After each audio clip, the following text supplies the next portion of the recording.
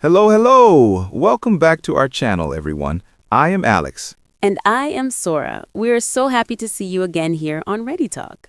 This is the place where we have easy, friendly conversations to help you practice your English. We talk about real life so you can learn useful words and feel more confident.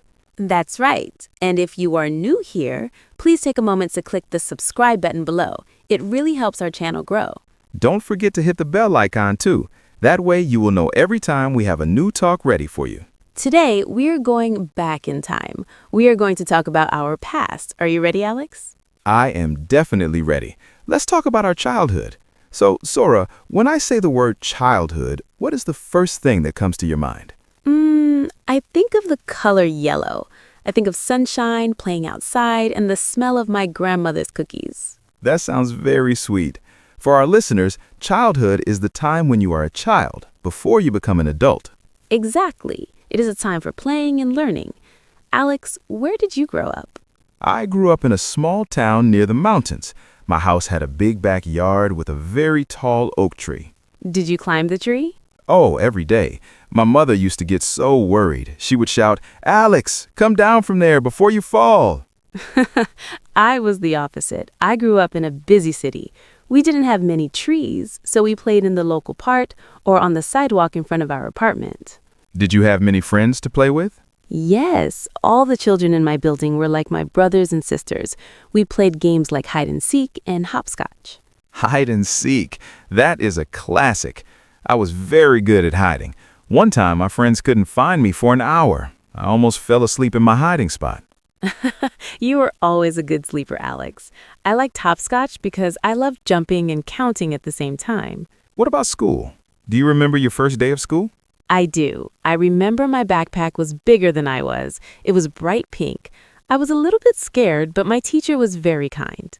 My first day was a disaster. I cried because I wanted to stay home and play with my toy cars. My dad had to give me a piece of chocolate to make me go inside the classroom. Chocolate always works for you. What was your favorite subject when you were a kid? I loved art. I loved painting big, messy pictures of space and dinosaurs. What about you? I loved English, of course. Even as a child, I loved reading stories. I used to go to the library every Saturday and borrow 5 books. 5 books? You were a bookworm. That's what we call someone who loves to read. I would read under my blanket with a flashlight at night so my parents wouldn't see me. I was more of a tech kid. I loved playing video games. Do you remember the old games with the very simple graphics? Yes, the characters looked like little squares, but we thought they were amazing back then. Let's talk about toys. What was your favorite toy? I had a teddy bear named Buttons. He only had one eye because I played with him so much. I took him everywhere. For me, it was Lego. I spent hours building houses, cars, and even giant robots. Lego is great because it helps children be creative. I think that is why you are so good at building things now, Alex. Maybe. I also had a bicycle with training wheels. Those are the extra small wheels on the sides to help you stay balanced. I remember when my father took my training wheels off, I was so nervous. He helped the back of my seat and told me, "Don't worry, I'm holding you." Then he let go and I was flying. That is a very special moment for every child. The feeling of freedom. It really is. And do you remember the cartoons we used to watch on Saturday mornings? Oh, definitely. I would wake up at 7 a.m., sit on the floor in my pajamas, and eat a bowl of sugary cereal. Me too. Those were the best mornings. No work, no stress, just cartoons and milk. Childhood is also about family. Did your family have any special traditions? Every summer, we went to the beach for 1 week. We lived in a small tent. It was very hot, but I loved waking up and seeing the ocean immediately. We went camping in the forest. My father would build a campfire and we would cook marshmallows on sticks. Oh, I love roasted marshmallows. They're so gooey and sweet. My dad also told us ghost stories around the fire. He tried to make them scary, but his voice was too funny, so we just laughed. That sounds like a wonderful memory. I think these small things are what make a happy childhood. I agree. Even if we didn't have much money, we had a lot of fun. We used our imagination. Imagination is such an important word. It means the ability to create ideas or pictures in your mind. A cardboard box wasn't just a box, it was a spaceship. Or a castle. I spent many afternoons defending my cardboard castle from invisible dragons. Alex, is there a food that makes you feel like a kid again? Macaroni and cheese. My grandmother made it for me every time I visited her. It was so cheesy and warm. Whenever I eat it now, I feel safe and happy. For me, it is watermelon. In the summer, my mom would slice a big cold watermelon and we would eat it outside. We would see who could spit the seeds the farthest. That is a very childhood thing to do. We also loved ice pops or popsicles on hot days. They turned our tongues blue or red. I remember that. We would show our blue tongues to each other and laugh. It's funny how the simplest things made us so happy back then. Do you think childhood is different for children today?